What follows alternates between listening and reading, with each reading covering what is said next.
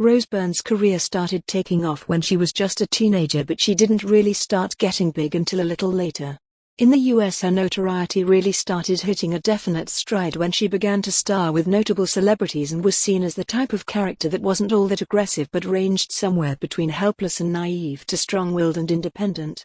She's not what you would call a physical actress, as she's not big into action despite being one of the stars in a few action movies, yet she does manage to hang with some pretty big stars that are typically seen as much higher caliber. Her own career has definitely hit a high note as she's been featured in a good number of very big movies.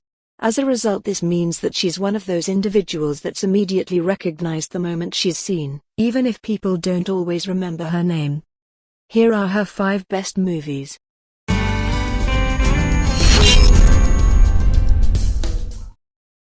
Number 5. Bridesmaids. When your best friend is getting married and hires on another woman to do her party planning since you can't do it, that might be a huge red flag that you're slipping in the relationship department.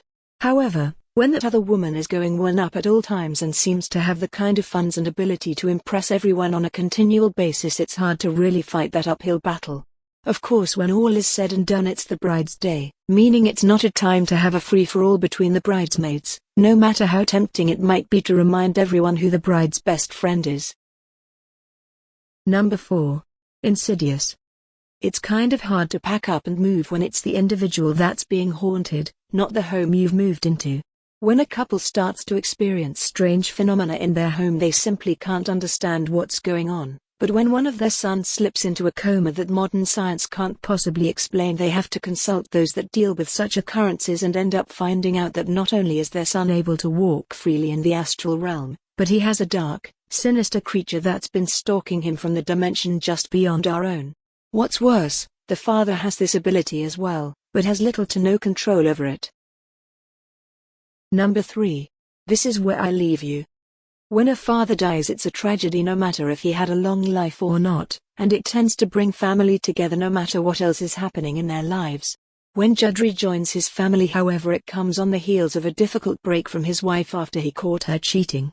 When he tries to hook up with an old flame, however, things just keep getting more and more complicated, and Judd doesn't do complicated. Of course, as things continue to unravel, the family finally comes together as the least important things are cast aside and the truth of what brings them all together is finally laid bare.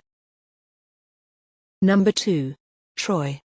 The legend of Troy is still up in the air according to scholars, since a lot of people want to argue about it ever happening while others want to claim that it did happen, but not quite in the way that the movie depicts. Perhaps one of the greatest things about this movie is that, fictional as it is, it shows the mighty Achilles, the epitome of what a warrior was supposed to be like, being brought to heel by the power of love of all things. A warrior unlike any other, he was still laid low by the need to preserve the one thing that he'd rarely felt in his life, and the one thing that he didn't want to lose.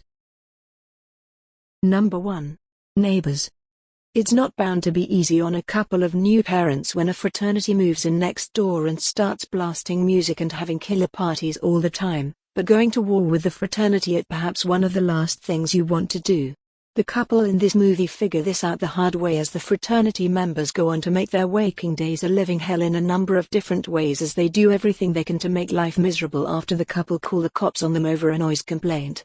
In the real world, of course, most of this would be illegal, but in a movie it's just outrageous and non-stop hilarious. Rose has been in quite a few movies and she's always been the kind of mothering type that rarely ever gets violent or even bent out of shape. But in some movies, such as those not mentioned here, she can display a bit of a temper.